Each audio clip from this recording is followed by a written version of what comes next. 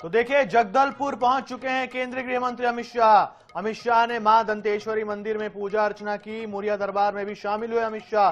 मुख्यमंत्री साय भी उनके साथ मौजूद रहे। शाह ने यहां बड़ी बातें की अपने संबोधन में। उन्होंने कहा, हर गांव में बिजली होगी, हर सुविधा से युक्त हो जाएगा बस्तर, हर गांव में सरकारी स्कूल होगा, 2021 तक हर परिवार के पास राशन कार्ड होगा, 2021 तक सबके पास बैंक खाते भी होंगे, 31 मार्च 2026 तक नक्सल मुक्त हो जाएगा बस्तर। तो उनकी जो डेडलाइन है 2026-31 मार्च की, उस डेडलाइन को उन्होंने मुरिया दरबार में भी दोहराया। और उसके बाद जब वो बस्तर दशहरे लोकोत्सव में शामिल हुए, वहां पर भी उन्होंने इस डेडलाइन को फिर से दोहराया। उन्होंने वहां के युवाओं से अपील की कि आप नक्सलियों के साथ ना जुड़िए, आप मुख्यधारा में बन कर रहिए। और उन्होंने क्या कहा, एक एक गांव को 1-1 करोड़ देंगे, गांव के विकास के लिए 1-1 करोड़ देगी अब सरकार। देखिए, ये बहुत बड़ी बात गृह मंत्री अमित शाह ने की है।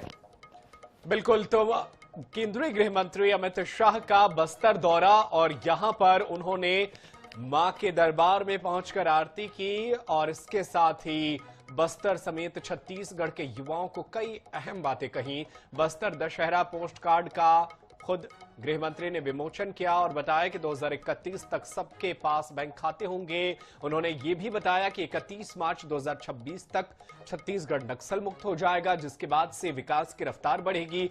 हर गांव के विकास को आगे बढ़ाने के लिए, रफ्तार देने के लिए सरकार हर एक गांव को 1-1 करोड़ रुपए देगी। उन्होंने कहा कि नक्सलियों को सरेंडर करना चाहिए। उन्होंने उनसे अपील की कि सरेंडर करिए, मुख्यधारा में जुड़िए, बस्तर के हर घर में गैस सिलेंडर होगा, बस्तर के हर घर में विकास हो, पीएम आवास योजना के तहत सबका अपना घर हो, हिंसा से किसी का भला नहीं होने वाला है। तो केंद्रीय गृह मंत्री अमित शाह का बस्तर दशहरा में आना, छत्तीसगढ़ के युवाओं के लिए कई अहम घोषणाएं करना और सरकार का जो विजन है नक्सल मुक्त छत्तीसगढ़ का, उस पर टिके रहना, यह कहना कि बिल्कुल नक्सल मुक्त होगा, अपील करना कि नक्सली जो है मुख्यधारा में आए, हिंसा छोड़े और सरकार जो है राज्य को हर एक गांव के विकास के लिए, नक्सल प्रभावित इलाकों के गांवों के विकास के लिए 1-1 करोड़ रुपए देने वाली है। तो बस्तर के हर घर में गैस सिलेंडर हो, पीएम आवास योजना के तहत अपना घर हो, इसकी बातें की है केंद्रीय गृह मंत्री अमित शाह ने।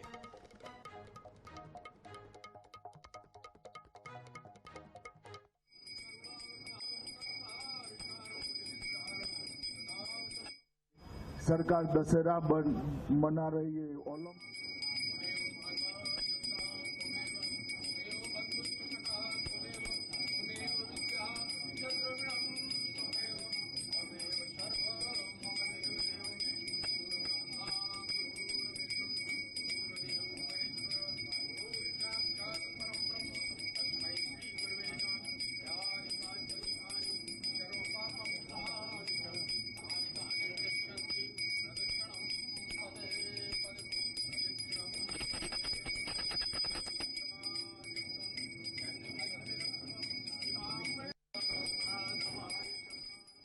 बुलाया, बहुत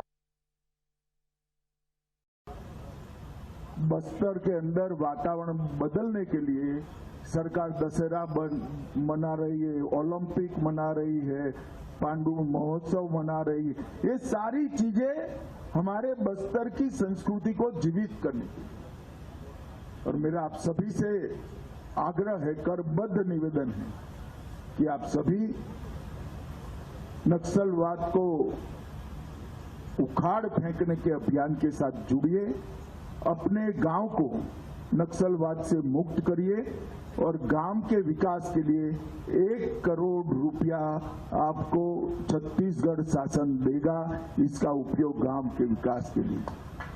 फिर से एक बार आप सभी ने बुलाया, बहुत परंपरागत उत्सव में शामिल होकर मेरे मन को बहुत संतोष और खुशी का अनुभव हुआ है।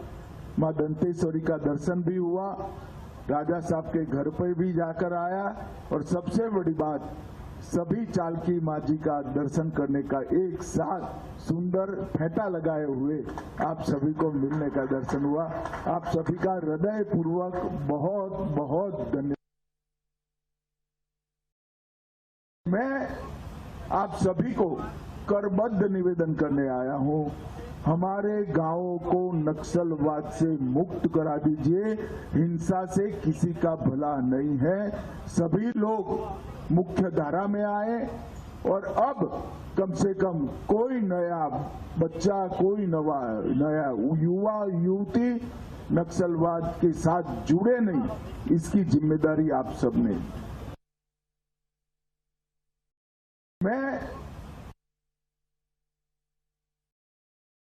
मित्रों, मोदी जी ने छत्तीसगढ़ के विकास के लिए लगभग 4,40,000 करोड़ रुपया ये 10 साल में देने का काम किया है। 4,40,000।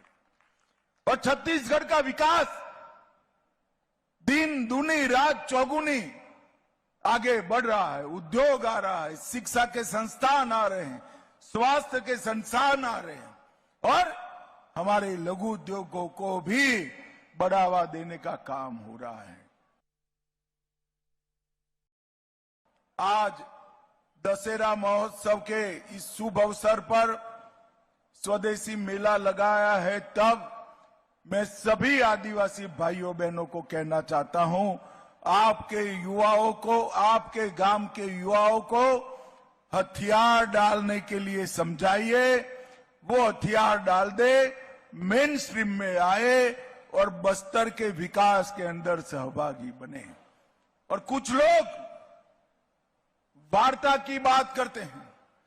मैं फिर से एक बार स्पष्ट कर देता हूं, हमारी दोनों सरकारें, छत्तीसगढ़ सरकार और केंद्र सरकार, बस्तर और समस्त नक्सल क्षेत्र के विकास को समर्पित। किस चीज की वार्ता करनी? ल्यूक्रेटिव, बहुत मोहक सरेंडर पॉलिसी हमने बनाई है। आइए हथियार डाल दीजिए।